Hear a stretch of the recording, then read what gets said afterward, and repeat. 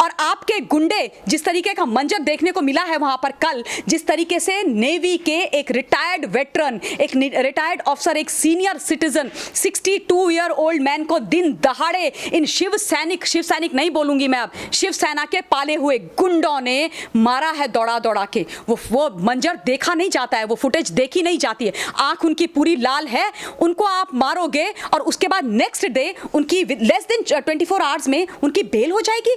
ये अगर खादी और खाकी का खेल नहीं है तो फिर और क्या है ये अगर गंदा खेल नहीं है, लोकतंत्र की हत्या नहीं है, कानून की हत्या नहीं है, संविधान की हत्या नहीं है, तो ये और क्या है? आपको क्या लगता है कि हिंदुस्तान की जनता को कुछ दिखता नहीं है?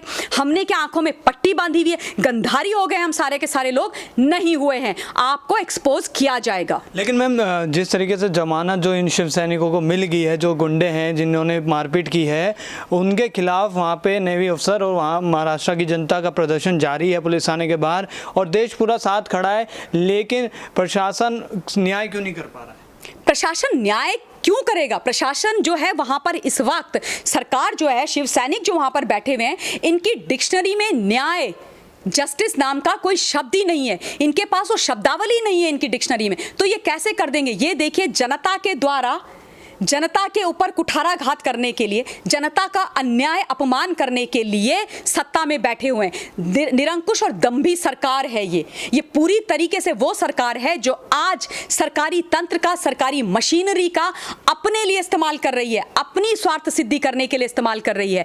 एक इमरजेंसी स्वर्गीय श्रीमती इंदिरा गांधी जी के समय पर पूरे हिंदुस्तान के अंदर लगी थी, ये बात मैं कल से बोल रही हूं, और दूसरी इमरजेंसी आज हमें देखने को मिल रही है स्वतंत्र भारत के अंदर, वो देखने को मिल रही है इनके राज में, महाराष्ट्र में। इमरजेंसी में तब भी इंदिरा जी ने यह किया था, जो उनके विरोध में बोलता था तो उनको चुप करा दिया जाता था, जेल में ठूंस दिया जाता था, उनको कोई लीगल हेल्प, लीगल एड नहीं दी जाती थी, पत्रकारों को बंद किया जाता था, सारे मीडिया हाउस को ब्लैकआउट कर दिया गया था। एग्जैक्टली वही मोडस ऑपरेंडी ये अपना रहे हैं। पर आप लोगों को क्या लगता है, हिंदुस्तान की 130-135 करोड़ जनता को आप चुप कराओगे? आज हर व्यक्ति यहां पर पत्रकार है, हर व्यक्ति बोल रहा है। कितने लोगों को लूटोगे, कितने लोगों को नोचोगे, कितने लोगों की लाशों के ऊपर राजनीति करोगे, कितने लोगों का खून बहाओगे, कितने नेवी वेटरन्स को मारोगे? और तुम्हारे गुंडों ने हाथ उठाया एक नेवल ऑफिसर पर, जिन्होंने अपना पूरा जीवन मां भारती के चरणों में लगा दिया, आपके और हमारे लिए लगा दिया। अरे आप जैसे जो एहसान फरामोश लोग हो ना, उनके लिए भी जीते हैं ये फौजी,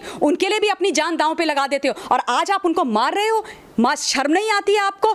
इन लोगों को तुरंत बर्खास्त वहां की सरकार हो जानी चाहिए। मैं आपके चैनल के माध्यम से भी आदरणीय राष्ट्रपति जी से, भारतवर्ष के आदरणीय प्रधानमंत्री जी से और महाराष्ट्र के आदरणीय राज्यपाल जी से यह निवेदन करना चाहती हूं कि वहां पर यह सरकार अगर और चली तो कितनी बहुत गलत चीजें हो जाएंगी, कानून की और हत्या होगी, लोगों के मौलिक अधिकार और कानूनी अधिकार उनको नहीं मिलेंगे। इसलिए हाथ जोड़ के विनती है मेरी तमाम लोगों से की तरफ से आपसे कि सर वहां पर जल्दी से जल्दी राष्ट्रपति शासन लगा दिया जाए। नहीं, कोई नहीं। मराठी प्राइड की अगर ये जिसकी ये बात करते हैं, मराठी प्राइड की, अगर उस मराठी मानुष के प्राइड पर इनको भरोसा होता तो ये जिस तरीके की हरकत ये कर रहे हैं, उनको ये नीचा ना दिखाते पूरे हिंदुस्तान में। क्या पिक्चर संजय राउत और बाकी लोग पेंट करने की कोशिश कर रहे हैं महाराष्ट्रियंस की ऑल ओवर इंडिया और बाहर विदेशों के अंदर कि ऐसे होते हैं मराठी? नहीं, बिल्कुल नहीं। बहुत अच्छे, बड़े देशभक्त, सच्चे, सज्जन, ईमानदार, जमीन से जुड़े हुए लोग होते हैं। और आप ये मराठी प्राइड और अपने आप को मराठी मानुष बोल बोलकर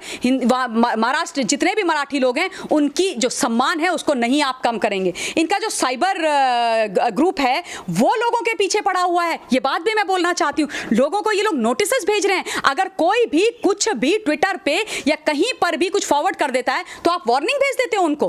क्यों भाई, क्यों? अब आपको यही काम रह गया है? अरे कुछ और ढूंढ लीजिए। आप भूल गए आपके यहाँ इतने बड़े बड़े टेरर अटैक हुए थे? हो सकता है कि आपके यहाँ कोई इस तरीके की गतिविधियां चल रही हो, तो उन लोगों को खोजिए ना, उन लोगों के बारे में पता कर दीजिए। ऐसी कौन सी बड़ी बात हो गई? क्या हो गया अगर एक महाराष्ट्र के सीएम के बारे में जो गलत कर रहे हैं इस वक्त, उनके बारे में अगर जनता मुखर होकर के बोल रही है तो क्या परेशानी हो गई? आप उनको, उनके लिए सारा का सारा सरकारी तंत्र आज लग जाएगा। उनको बचाने की आप कवायद करेंगे, लोगों को आप वार्निंग्स भेजेंगे, नोटिस पर नोटिस भेजेंगे। मुझे बहुत लोगों ने टैग किया है कि देखिए ममता मैम, ये हमें वार्निंग्स आ रही हैं। प्लीज प्लीज इस तरीके का मखौल मत उड़ाइए आप लोग। और मैं इनको ये बोलना चाहती हूँ कि सरकारी तंत्र का आज आप इस्तेमाल कर रहे हो, लेकिन बहुत जल्द जिस तरीके से आप जा रहे हो, आप लोग घर बैठने वाले हो, दोबारा महाराष्ट्र की जनता आपको वोट नहीं देगी। खैर, आपको तो वोट उन्होंने मैंडेट तो वैसे भी नहीं दिया था, आपने तो गलत तरीके से झोल करके लोग इन एनसीपी और कांग्रेस के साथ वहां पर सरकार बना करके आप बैठे हुए हो। क्यों? क्योंकि आपको मुख्यमंत्री बनना था, और मुख्यमंत्री बनना था ये दिन दिखाने के लिए हिंदुस्तान की जनता को, ऐसा अत्याचार करने के लिए। शर्म आनी चाहिए आप लोगों को, शर्म आनी चाहिए। और एक कदम और आगे जाऊंगी कंगना से, पीओके हिंदुस्तान का हिस्सा था, है और रहेगा। और महाराष्ट्र के अंदर आज आपने पाकिस्तान से खराब हालत कर रखी है साहब। पाकिस्तान में जिस तरीके से माइनॉरिटीज का दमन किया जाता है ना, वही आप कर रहे हो। ये आपने दिखा दिया कल, जिस तरीके से नेवी वेटरन की पिटाई करवाई है आप लोगों ने। किस तरीके का नहीं, पूरा गुंडा राज ही चल रहा है वहां पर। कानून नाम की कोई चीज नहीं रह गई है, संविधान उनके लिए कुछ नहीं है, देश के हाई कोर्ट और सुप्रीम कोर्ट का कोई सम्मान नहीं है। इनका जो मूल मंत्र है राजनीति करने का, जो इनका तरीका है शिव सैनिकों का खास तौर पे, वो है कानून क्या होता है। और ये संजय राउत जी ने ऑन कैमरा एक चैनल को बोला है कि कानून किसे कहते हैं, कानून क्या होता है। देख रहे हैं आप दम्भ। संविधान को ये मानते नहीं है, क्योंकि संविधान जो विचारों की अभिव्यक्ति की स्वतंत्रता देता है हिंदुस्तान के प्रत्येक व्यक्ति को, प्रत्येक नागरिक को, उसका गलत इस्तेमाल ये खुद तो करते हैं संजय राउत जी, और उसका गलत इस्तेमाल करके एक लड़की को, एक महिला को गलत भद्दी गालियां देते हैं और तमाम लोगों के लिए बुरी बुरी बातें बोलते हैं। सामना में उल्टी सीधी चीजें लिखते हैं, हिंदुस्तान के प्रधानमंत्री के लिए गलत चीजें लिखते हैं, हर एक के ऊपर टिप्पणी कसते हैं। लेकिन उस विचारों की अभिव्यक्ति की स्वतंत्रता को ये किसी और को देने में विश्वास नहीं रखते हैं। कोई और अगर उसका इस्तेमाल करता है तो उसके घर पे बुलडोजर चला दिया जाता है, उसकी पिटाई हो जाती है, उसके साथ बुरा बर्ताव किया जाता है। उसके अलावा हाई कोर्ट की भी इन्होंने अवमानना करी है। इनको यह है कि कोर्ट क्या होता है, कोर्ट कोई हमसे बड़ा है, हम तो यहां सब कुछ हम ही हैं, कानून भी हम, संविधान भी नहीं हम, कोर्ट भी हम। कोर्ट, आदरणीय हाई कोर्ट का ये वर्डिक्ट था, ये रूलिंग थी कि जितने भी इंक्रोचमेंट के केसेस हैं वहां पर बीएमसी के अंदर, उन पर 30 सितंबर तक किसी भी प्रकार का कोई भी कार्यवाही नहीं की जाएगी। बावजूद उसके इन्होंने कंगना रनौत के घर पे जाकर के बुलडोजर चला दिया।